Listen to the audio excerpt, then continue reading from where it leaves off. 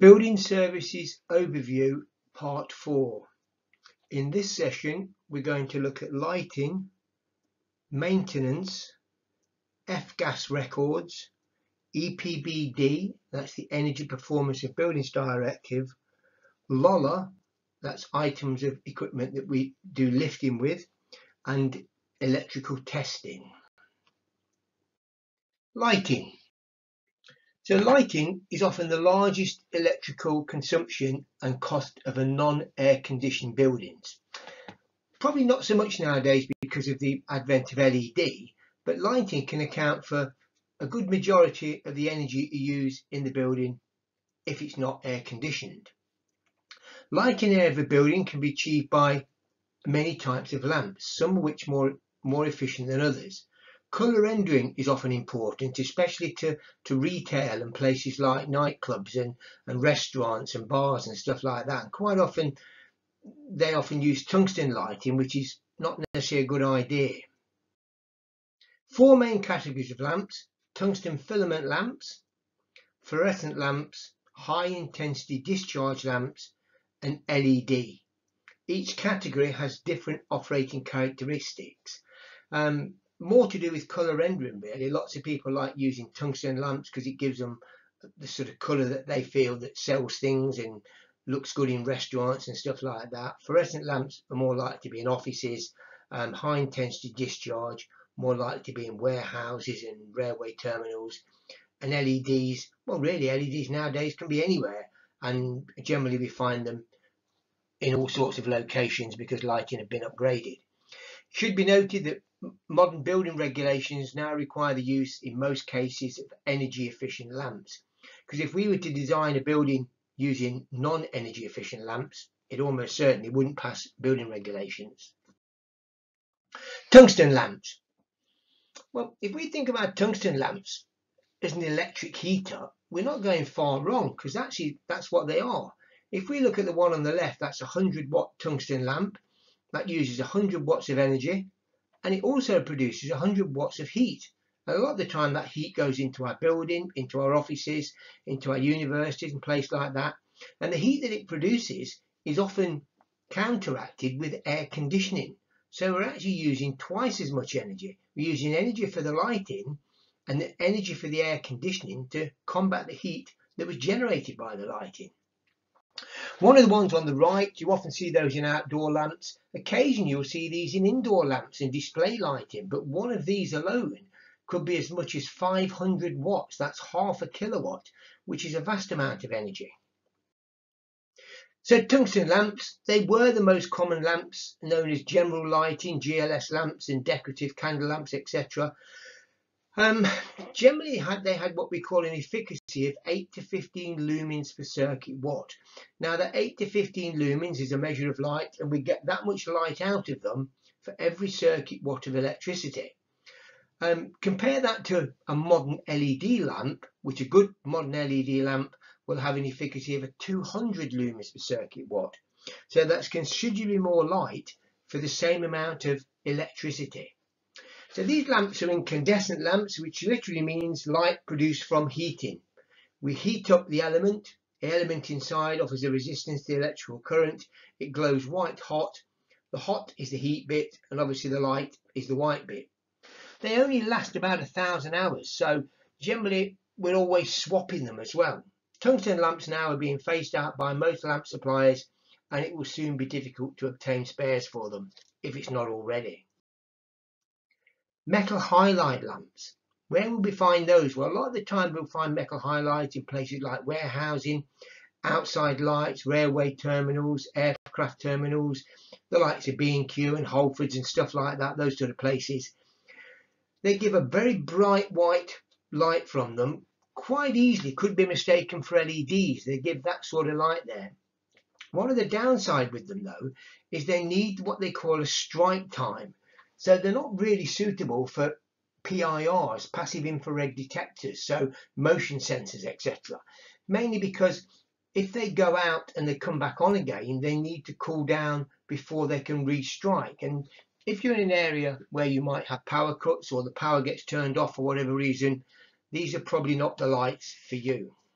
Quite efficient lights though, saying that. High pressure mercury lamps. These are fairly old fashioned lamps. These again are discharge lamps. In the day when they first came out, they were quite efficient, but now not really in line with modern trends for efficiency. Also, the fact that they contain mercury is not particularly good for the environment. And these give out a fairly cold blue sort of light. It's a bit like the light from perhaps a bright fluorescent lamp. Now, fluorescent lamps, so these have been around for many years, and we see those quite often in our offices and warehouses and things like that. Come in three different sizes: T5s, T8s and T12s. T5 being the smallest, T8 being the largest. That's the diameter of the tube, referred to in eighths of an inch. So starting from the bottom, our T12s, these are the least efficient of the lamps we have. They flicker when they start up. The lamps don't appear to last very long either. They soon go black at the ends, they lose colour, and most offices are probably swapping these every 6, perhaps 9 months, or at least every 12 months there, because they've started to lose their colour. If we've got anything like this in a building, or the next 2 or 3 going up on the T8s, we ought to be thinking about swapping our lamps for LED, or swapping our fittings for LED there. The T8s, these are quite popular ones we've seen about for many years. The old T8s, again, these are the same technology as the T12s, where they flicker when we turn them on. Again, not very efficient. The more modern T8s, these tend to have what we call high frequency ballast, where they don't flicker when we turn them on, but still not particularly efficient.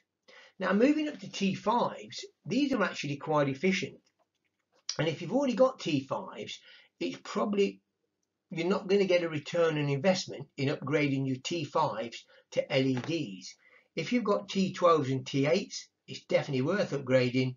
T5s, we're probably not going to see a return on investment anytime soon, but LEDs do last longer than T5s, which might be a reason why you might think about upgrading. If your lamp has got anything like this in, these starters, if this is in the side of the fitting, it's a standard balance, so that really means low efficiency. These are the ones which flicker when we turn them on. Now, compact fluorescents. I'm sure we've all seen these at work and perhaps at home. When these first came out, these weren't very good. I think the later ones are better, but still not particularly good. For me, they seem to lose their colour quite quickly, and if we swap odd ones in the office or odd ones in perhaps a corridor or a loo, you can tell which ones are new and which ones are old. And it can look quite unsightly in offices if we look down an office and we see some lights brighter than the other. They are what the name would suggest, really. They're a compact fluorescent, a fluorescent lamp that's fairly compact, and all the control gear is in the base of the lamp. So that's why they tend to be fairly bulky. It's compacted into that base there, the control gear. So a fluorescent lamp, also called a compact fluorescent lamp, is basically just a normal fluorescent lamp, all compacted into a small base there.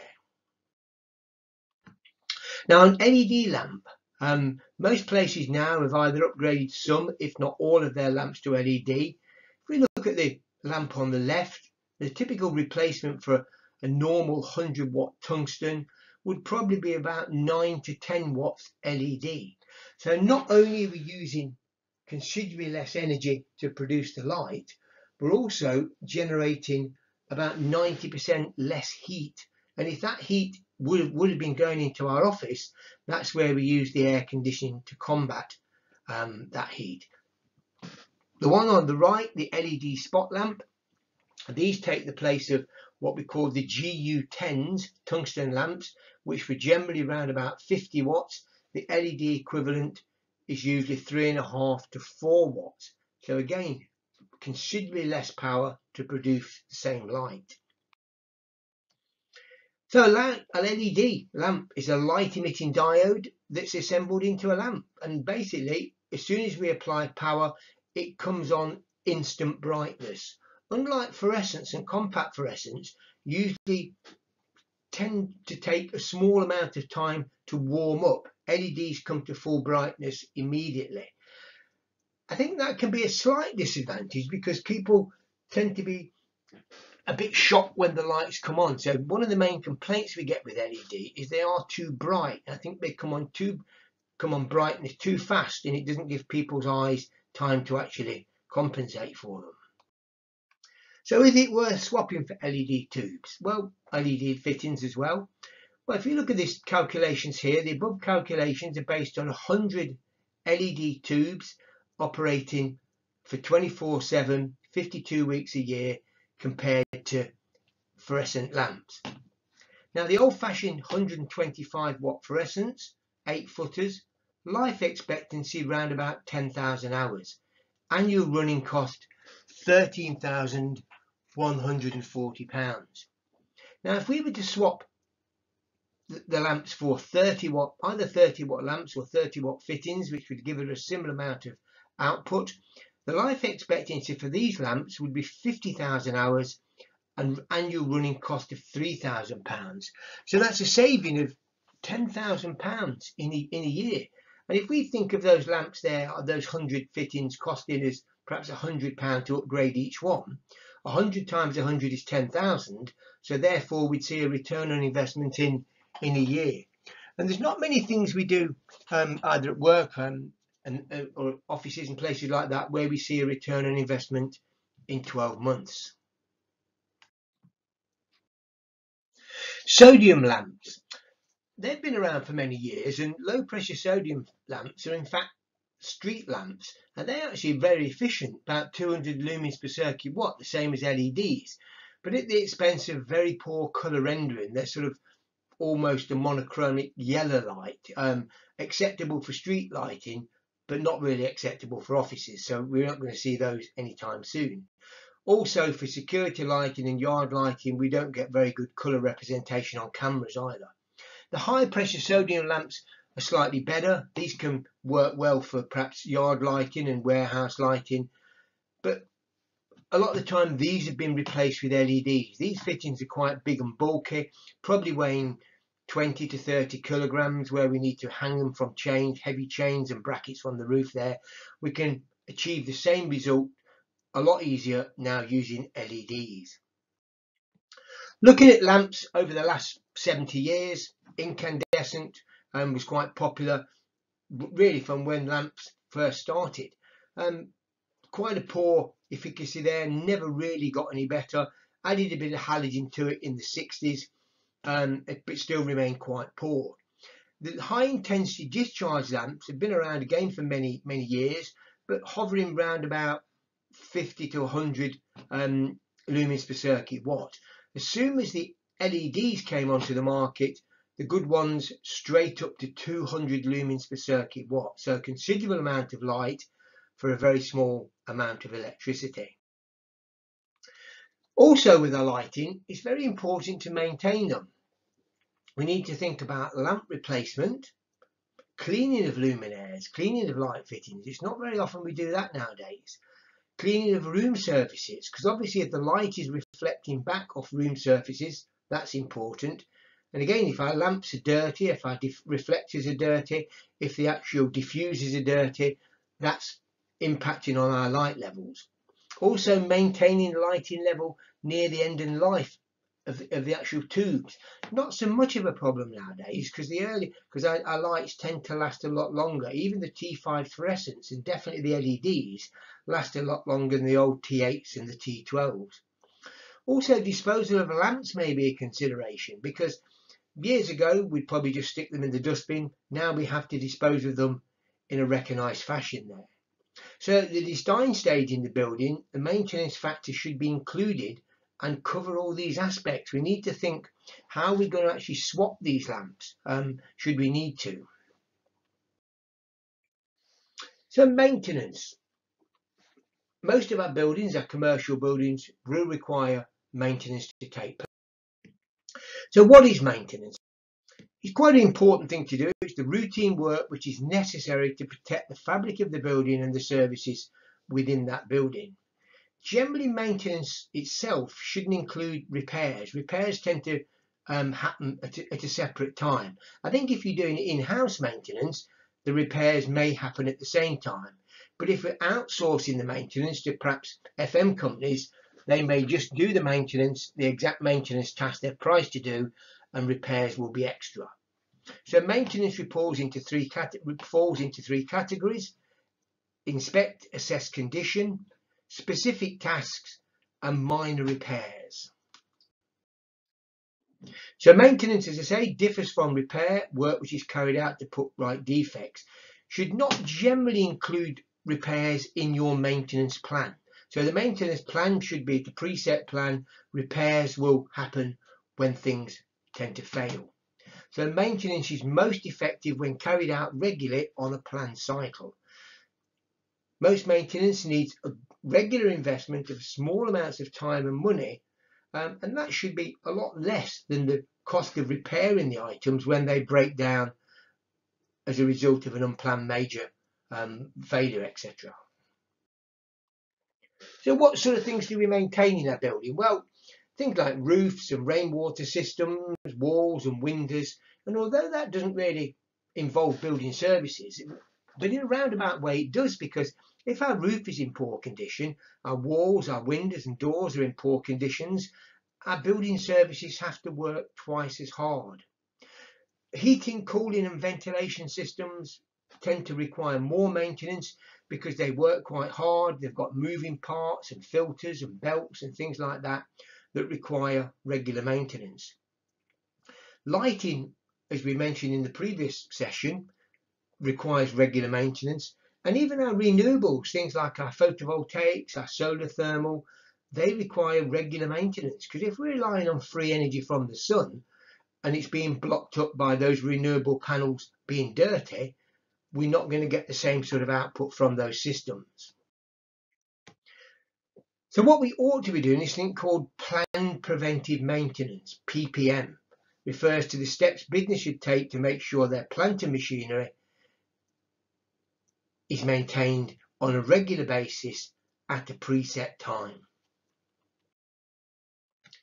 And we ought to keep some sort of records, even if it's only some sort of Excel spreadsheet like shown on the actual slide presentation now. But a lot of people will use the CAFM programs, computer aided facilities management programs.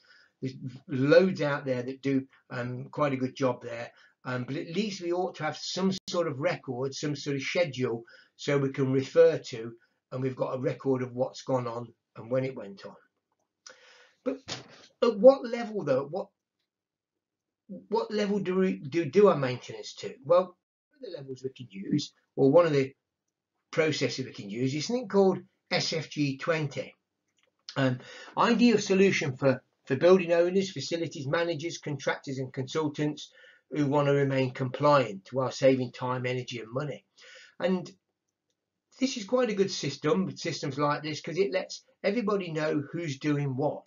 So if we're asking someone to service our boiler, we can ask them to service it as per SFG20, and it's a recognised maintenance regime that we can sign up to. So those maintenance issues, how do they affect the system efficiency? A lot of the things we talked about over the last 3 sessions, and this session as well, is efficiency of our systems. But if these systems are not maintained, that can have a massive effect on the way that they operate. We talked, when we looked at VRFs, we talked about those being at 400% efficient, having a COP and an EER of 4. When we look at those VRF, these are VRF outdoor condensers, we can see they're in very poor condition. So what would our recommendations be to the client here? Well, to ensure maintenance is carried out regularly, but they may have got like this because they're actually in the wrong place. We need to think where the units are situated. If they're situated in a particular dirty area, they will end up suffering because of that.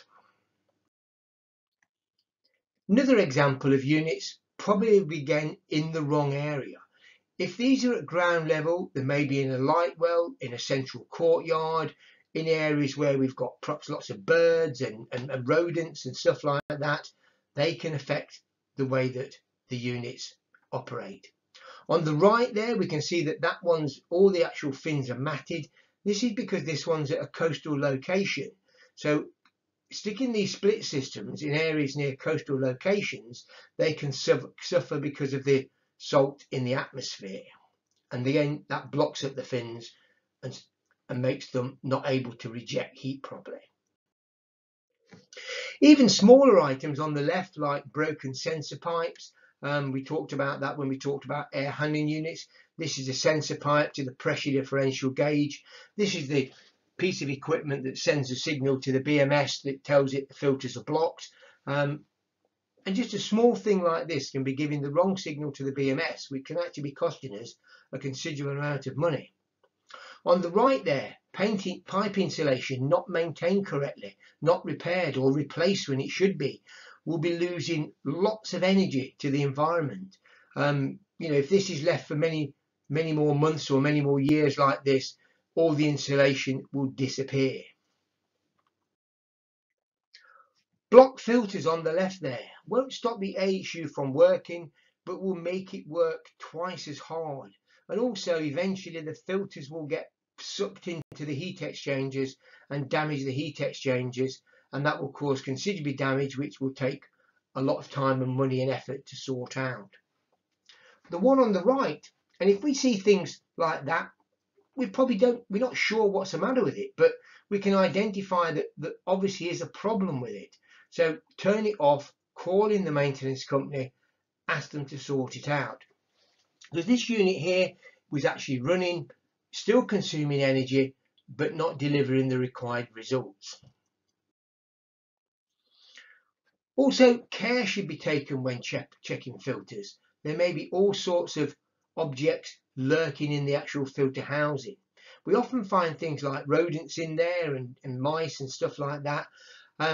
More often than not, though, we'll find things like that in the outdoor units. Also birds' nests in air handling units and stuff like that. So try and take steps to prevent that happening. On your air handling units, put netting, and on the outdoor VRFs and condensers, put some sort of shields or netting or barriers or wire mesh around them to stop rodents and birds getting into them. Now the one on the right is showing filters in very poor condition. Site had a regular service contract in place. Well, something's obviously gone wrong here. Either the guys are not servicing it, or it's getting contaminated and getting damp and getting broken very quickly. But either way, we need to take steps to stop that happening. Now the one on the left there is obviously not been serviced for some considerable time. The filter bag is starting to disintegrate. The box filter is totally disintegrated. All these bits here are being dragged into the air handling unit, and that will cause untold damage, probably irreversible damage as well. We'll just never get all those bits out of the heat exchangers. All the dirt and the dust and the debris will also get onto the belts, into the bearings, and cause the motor damage and cause the belts to fail prematurely. Now on a smaller scale, the one on the right is showing block filters for a small wall unit that's situated over a photocopier. But photocopiers are quite dirty operations with all the dust, all the paper dust that comes off them. So if this is happening above your photocopier, either reposition the photocopier or think that you need to swap the filter more often. Poor housekeeping there on the left. Even just picking up bits of paper and plastic bags will stop them being sucked into the outdoor condenser units, which impeding the airflow will damage the units. On the right, vegetation there, again having the same effect growing into the outdoor unit. Now when we talk about the outdoor unit, obviously the clues, there's a bit of a clue in the name there, outdoor unit. Do they work well inside? Well, generally they tend to struggle inside, but there are certain circumstances, certain times when we may need to put them inside. On the left, these are in an underground tunnel, and one of the downsides with refrigeration systems is the outdoor unit and the indoor unit need to be relatively close together. Now, if we can't stick the units outside, we can stick them hopefully in a well ventilated area, and also keep on top of the maintenance to make sure the air is well ventilated and the air is clean. On the right, these appear to be in some sort of plant room. At least they've taken the steps to duct out the hot air from the top of the VRF units there. But remember, the air being drawn into the condensers could be quite warm air and contaminated air, contaminated with dust and debris, etc.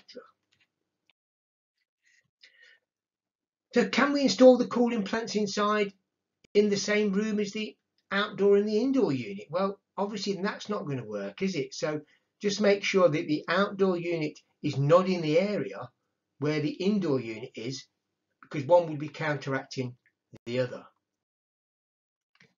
If we're having repairs carried out, obviously make sure the repairs are carried out correctly. Obviously a bit of a tongue-in-the-cheek sort of photo of this, but gives an example of the sort of steps people might take to try and keep the units running without carrying out the proper repair. Right, life cycle of an asset. We're going to just look at the life cycle of an asset, and that asset's going to be a small air conditioning split system. So when deciding on the installation of new plant, ensure it's suitable for the task you require it to fulfill. So why are you putting in this air conditioning unit? Think why you're putting it in. If you're putting it in to combat heat gain from lighting, well, it's probably better to swap the lighting. If you're putting it in to combat heat gain from a photocopier, a server, perhaps a printer, well, do those items really need to be in that area? Could they be perhaps in another area with perhaps an extract fan taking the heat away? Because remember, once we've put this asset in, we're going to have to spend many years servicing it, repairing it, and actually paying for the energy that it consumes. Is it efficient, this asset? Is it on the energy technology list? Is it the correct size for the area? Will it distribute the air effectively? What are servicing intervals? Are there any spare parts available? Now, with the distribution issue, distributing the air effectively with this unit, remember this unit here being a wall unit will tend to dump all the air in one place. If that's in a server room or a room where it's perhaps not got occupants, that's not too much of a problem. But if there's occupants working nearby, they do tend to drop all the cool air in one space and don't distribute it very well around the room. Also, who's going to install this asset?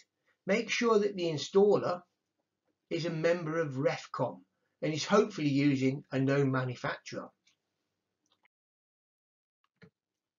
Once we've installed the system, ensure that it's fully commissioned and working to your satisfaction before signing off the installation. It's very difficult to get people back once the system has been up and running and paid for. Make sure it's working, hopefully before they leave site. Ask the installer to provide a working demonstration of this particular system. Him or she may be familiar with the way it works, but are you familiar with it, or are your staff familiar with it? A short demonstration might help there. Has the installer filled in an FGas sheet for this new item of equipment and left it in the FGas register? Hopefully you've got an FGas register on site. We'll talk about that in the next section. Has the installer advised of servicing intervals? Has he pointed out efficient ways of using the system? We can see on the left there, it's mandatory now to label the systems with the amount of refrigerant and the total amount and the supplementary charges added to them. Is the outdoor unit securely protected and in a suitable location? We can see there that unit has got a cage around it to protect it. The problem with having cage round is, though, if you put cages round, it makes them difficult to maintain. So it's a bit of a trade-off, really. Yes, we are keeping it secure, but it makes it difficult to maintain. Is it serviced, or what are the servicing schedules? How frequent do you need to service it? It really depends where the unit is situated. Busy offices where dust can be created from paperwork, transport offices, pet grooming parlours, hairdressing salons, all come with challenges. So if your unit is in areas like that, it needs to be serviced more regularly. And what does that servicing involve? Well, there's quite a long list there. This is the list from SFG 20, the schedule we mentioned a few slides ago, and it's quite an extensive list. Make sure that when your guy's servicing the unit, that's what he's doing to actually service it. He's going through each of those steps and satisfying you that he's carried out those steps. So ongoing maintenance. So as long as the system is maintained at regular intervals, as dictated by its usage pattern and location, it should provide many years of trouble-free service. But if we don't maintain it, it easily falls into disrepair. The consequence of having to work harder will see this unit start to fail. So these units looked after last a long time. If we neglect them, they don't last nowhere near as long. And also, at that same time, will consume more energy. FGas requirements. So there are obligations under the FGas regulations 842/206 and the later upgraded regulation, which we're going to look at in a minute. In all situations, the obligations lie with the owner of the equipment. Sometimes it may lie with the user, or the operator, but ultimately, if that user or operator doesn't do it, it's the owner of the building or the owner of the equipment. It should be established your FGas record is kept on site. Have you got an FGas record on site, and is it available should someone come to site from DEFRA, the people that enforce it, and ask to see it? Anything that does refrigeration, air conditioning and heat pumps will contain refrigerant. Well, most of the things that do air conditioning do. There are other examples that probably don't, like evaporative cooling and phase change materials, but they're quite unusual. So the requirements for testing for FGas registration. Previous requirements for testing were based on the weight of the refrigerants, but it was sort of understood that some refrigerants are worse than others. So we take into account something called the CO2 equivalent. How much CO2 equivalent would be lost if the refrigerant escaped out of that system? So for equipment that contains less than 5 tons of CO2 equivalent, there's no requirement for regular testing, but the unit still needs to be on the register.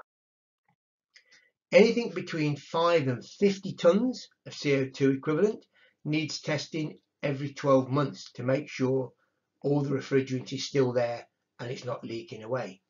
Between 50 and 500, it's 6-month testing and also leak detection systems fitted on some of the larger systems. Now, it's nice to see in the FGas register perhaps an index in the first page, or perhaps even the back, probably best at the front, listing where everything is in location, the type of refrigerant, the refrigerant global warming potential value, the amount in kilograms, the CO2 equivalent. All of these things could be on the register, and then individual pages detailing what happened with that piece of equipment. Also, labelling, as we said earlier, is mandatory.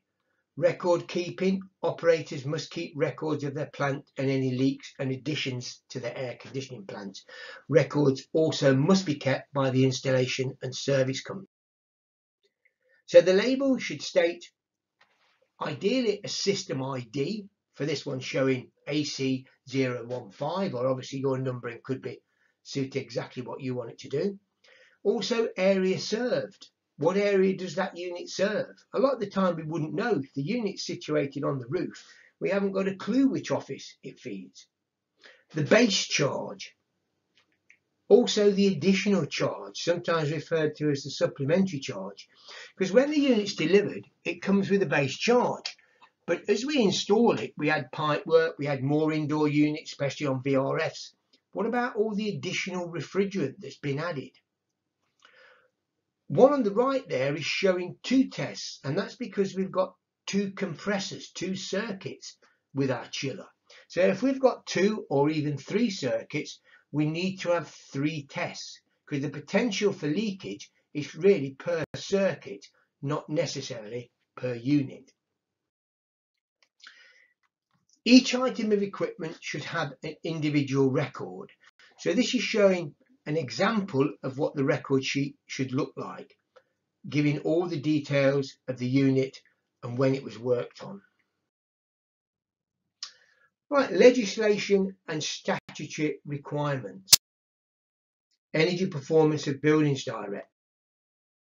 Now, because a considerable amount of energy consumption and carbon emissions come from the way our buildings are lit, heated and used, even comparatively small changes can make a big difference. Now, what are energy performance certificates? Well, all properties, homes, commercial and public buildings must have an EPC when sold, built or rented. So that obviously makes a big difference to the buildings. Also, on larger public buildings, over 250 square metres, must display a display energy certificate, a DEC. And also, all air conditioning systems over 12 kilowatts, that's 12 kilowatt output, not 12 kilowatt input, must regularly be inspected by an energy assessor every 5 years. There's been changes in legislation regarding EPCs to the fact that if our building is in the last two bands of an EPC rating, F or G, the lowest two grades, it's now unlawful to let either a residential or a commercial property. That can have significant impacts on landlords, especially commercial landlords, where we charge many hundreds of thousands of pounds, if not millions on some bigger buildings, for renting them out. So the landlord needs to make substantial improvements to improve the efficiency. So what are EPCs? Well, EPCs are produced by accredited energy assessors using standard methods of assumptions, and it allows prospective buyers, tenants and owners and occupiers and purchasers to see the information on their energy efficiency and carbon emissions. So when you're buying a property or when you're renting a property, it's always worth looking at the EPC. That gives us an idea of how much it would cost to live in that property. So what do EPCs look like? Well, if we look on the left there, that's a domestic EPC. The one on the right is a commercial EPC. And it gives us an idea of how much it would cost to live in that building for 3 years and how much you could save over 3 years on the domestic one. And on the one on the right, the commercial one, it tells us the rating of the building, what it is now, what it would be if it was newly built on the bottom right, and what it would be if it was existing stock. The EPC, especially the domestic one, go on for a few more pages, and they're quite interesting to read those to find out information about the property you're buying or renting. Display energy certificates, DECs, as you may hear them called sometimes. So buildings must display a DEC if they have a total useful floor area of more than 500 square metres, and this was actually reduced to 250 square metres in July 2015. So quite small buildings now, even places like dentist surgeries, doctor's surgeries, must display a display energy certificate if they are occupied or part occupied by public authorities. So they're things like schools, NHS hospitals and things like that, army careers offices, leisure centres, council offices, university buildings. So what does these EPC and DEC look like? Well, let's look at an EPC in comparison to a DEC. If we imagine this is the same EPC and the DEC for the same building, it shows here that predicted rating should be 58 and the actual rating is 72. So it gives an indication of what an EPC gives an indication of what the building should use or should use in energy or should produce in carbon emissions, and the one on the right, the DEC, gives an actual figure. So it shows that this leisure centre on the right is not being operated correctly. It's either too hot, potentially not enough maintenance, and all those things that could lead to more energy consumption. So most buildings hopefully are in the middle. A lot of our government buildings we look at, a lot of the older buildings, tend to be in the lower bands. So what does this tell us about the building user? Could be quite low-tech equipment on site, could be maintenance is possibly not done as well as it ought to be done. So it gives us the opportunity as members of the public to query these and to sort of question why the rating might be so low on some public buildings. So when is an air conditioning inspection required? Well, if we've got air conditioning over 12 kilowatts on site, so that's 12 kilowatts output on site, that's a total of 12 kilowatts, that's not individual units, that's a total of 12 kilowatts. It needs to be inspected at least every 5 years by an air conditioning energy assessor who's specially accredited to do that work. These reports can be found on Landmark and also the same for DEX and EPC. They become public documents. So what do they look like? Here's an example of an air conditioning report and certificate. It shows their details of all the system. This is just the first page certificate. The reports go on quite often for many hundreds of pages. ESOS, Energy Savings Opportunity Scheme. It's something introduced by the government in June 2014, which said that all larger companies and larger organisations need to carry out an ESOS assessment at their premises, at their business as well, to see how efficient they are at running their business. So it's organisations that are not public authorities, not public organisations. Generally, the clue is if you do DEX, you don't do ESOS because DEX are carried out by public bodies. ESOS is more private bodies that employ more than 250 employees and or turnover more than £38.937 million on a balance sheet there. LOLA, thorough examination and inspection. So if you're an employer, a self-employed person providing lifting equipment use at work, you must have control of the use of the lifting equipment. You must make sure that the lifting equipment is safe and safe when people go to use it. So lifting equipment, including lifting accessories, exposed to conditions causing deterioration. So things deteriorate over time there. So it means that lifting equipment means work lifting for lifting and lowering loads, things that lift people, etc., need to be tested. So what sort of equipment? Cranes, workplace passenger goods lifts, construction hoists, dumb waiters, scissor lifts, and even things like ropes used for climbing or work position. These things, I often see window cleaners doing abseiling and things like that. They need to be tested on a regular basis. And it's worth remembering that that competent person shouldn't really be the person that uses it on a regular basis, because people that use that equipment tend to become a bit blasé with what's going on with that equipment. So it's worth trying to get an independent person, whether they be in your organisation or outside your organisation, to test it, not the person that uses it on a regular basis.